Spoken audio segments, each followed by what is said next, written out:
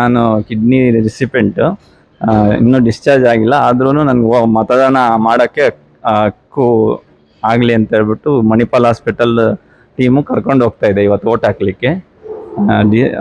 ಅವ್ರಿಗೆ thank you, all team including election ಕಮಿಷನ್ಗೆ thank you.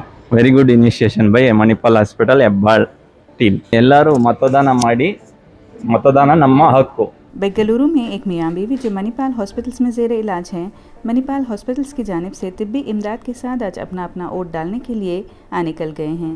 41 साला योगानंदा एन और उनकी बीवी 36 साला अनीता लक्ष्मी जी एन की हाल ही में किडनी ट्रांसप्लांट सर्जरी हुई है, जो कि इनकम्पैटिबल कपल्स के दरमियान की गई बहुत कम स्वैप ट्रांसप्लांट्स में से एक है।